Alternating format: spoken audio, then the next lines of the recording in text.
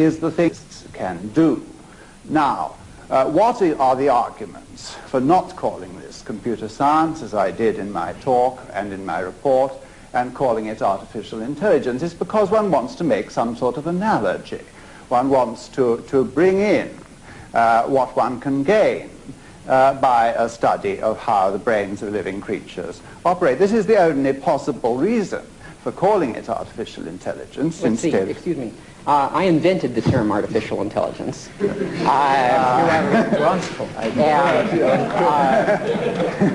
I invented it because we had to do something when we were trying to get money for a summer study in 1956. And I had a previous bad experience.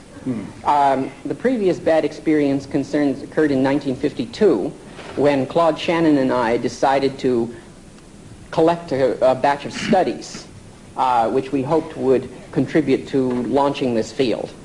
And Shannon thought that artificial intelligence was too flashy a term and might attract unfavorable notice, and so we agreed to call it automata studies. And I was terribly disappointed when the papers we received were about automata.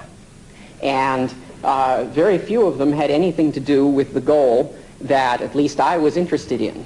So I decided not to fly any false flags anymore, but to say that this is a study aimed at the long-term goal of achieving human-level intelligence.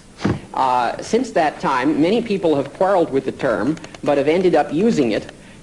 Newell and Simon, the group at Carnegie Mellon University, tried to use complex information processing, which is certainly a very neutral term, but the trouble was that it didn't identify their field, because everyone would say, well, my information is complex. I don't see what's special about you.